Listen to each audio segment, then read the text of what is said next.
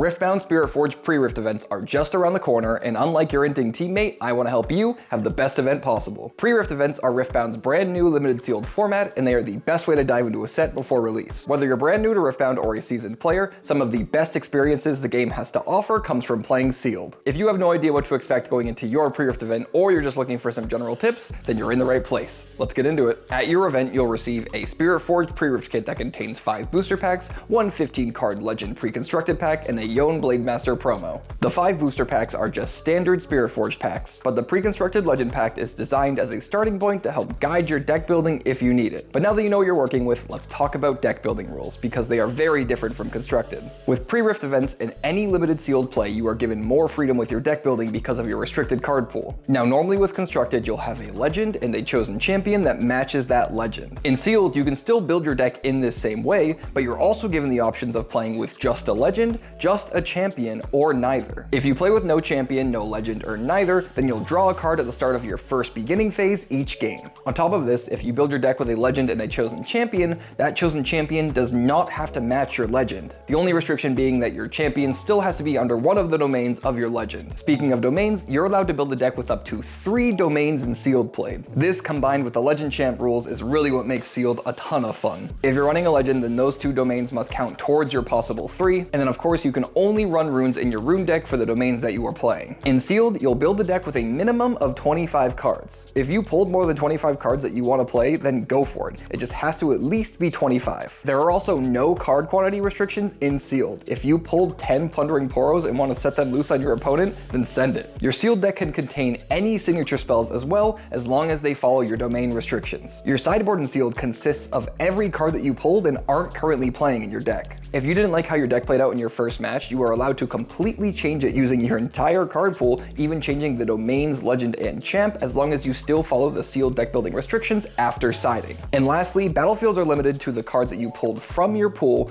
but you can also choose to play with a blank battlefield. This acts as a battlefield with no abilities and can be represented however the players agree upon, usually just with a face-down battlefield. These rules can feel like a lot, especially if you've never played sealed before, but fear not, as there will be plenty of players at your event who can help you along with your deck building journey. This new set introduces a ton of new Legends and champs to Riftbound, and along with them, a couple of new mechanics that you're gonna want to know about. Equipment is one of the major themes of Spiritforged, so you will definitely come across them while opening your packs. Equipment are gear cards that you can play and equip to units that can give them new abilities or increase their might. Each equipment comes with an equip cost that you'll have to pay if you want to equip it to a unit. Once equipped, the unit will then receive the bonuses and effects of the equipment. Keep in mind that once an equipment is equipped, you cannot inherently unequip it unless the unit dies or due to an outside effect. When an equipped unit dies, the equipment stays, but since it's a gear, if it's at a battlefield, it gets recalled to base. Quick Draw is a new ability that you'll see on equipment that allows you to play it at reaction speed. If it's played this way, you are able to ignore the equip cost of the equipment. Weapon Master is another new on-play triggered ability. This allows you to equip an equipment to a unit with Weapon Master and for 1 less power. Gold is a new token type introduced in Spiritforged. Fairly straightforward, gold tokens can be killed and exhausted to add a power. Gold tokens count as gear and can be interacted with by any ability that utilizes gear. And the last new mechanic is Repeat.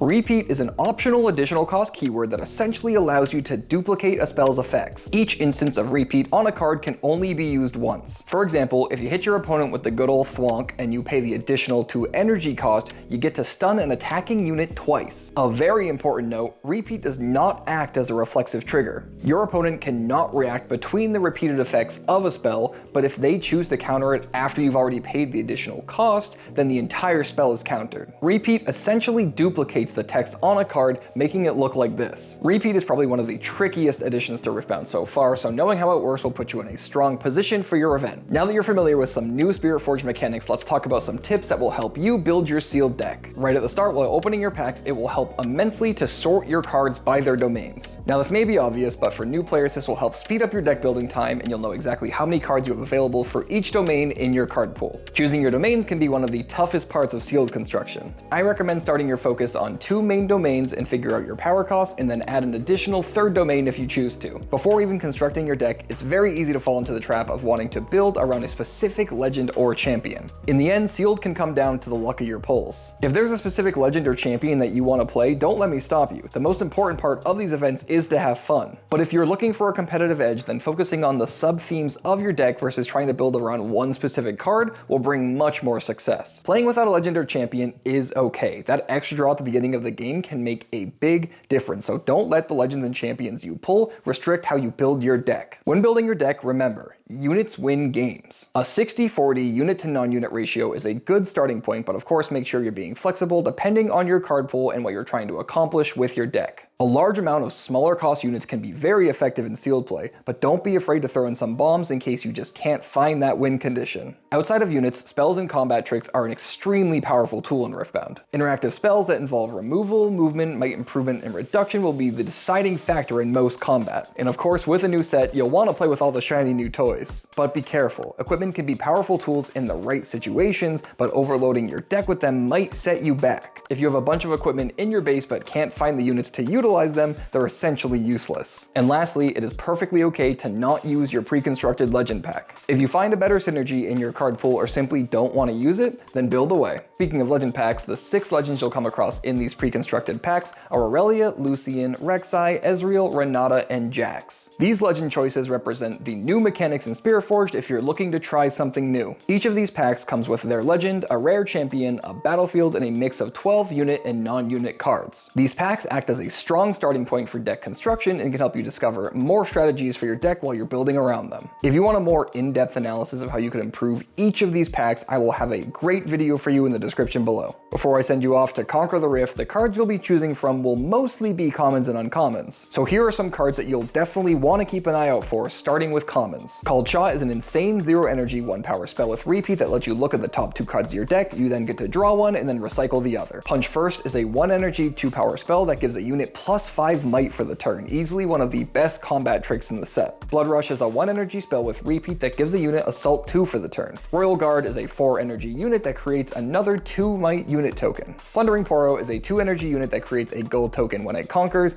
easily one of the best 2 drops in the set. Desert's Call is a 2 energy spell with repeat that creates a 2 might unit, essentially being a 4 cost spell that creates 2 units. Now some uncommons. Boots of Swiftness is an extremely good equipment for 3 energy that gives +2 might and ganking. Warmog's Armor is another great equipment for 1 energy that gives the unit +1 might and gives it a buff on conquer. Minotaur Reckoner is a 5 energy unit that prevents units from moving to base, trapping your enemy's units at their battlefields. Drag Under is a 5 energy 1 power spell that kills any unit at a battlefield. It also costs 2 less if it's played from anywhere but your hand. Rocket Barrage is a 4 energy 1 power spell with repeat that deals 4 to a unit at a base or kills a gear. And lastly, Celicorn Hoarder is a 4 energy unit that draws a card when it moves. The last thing I highly recommend you do is check out the Spiritforged Errata list, which I'll have linked in the description below. This list has some very important clarifications to cards that will come up when you play. But that's all I got for you. Thank you so much for watching, and I hope this information will help you have the best Spiritforged Pre-Rift event possible.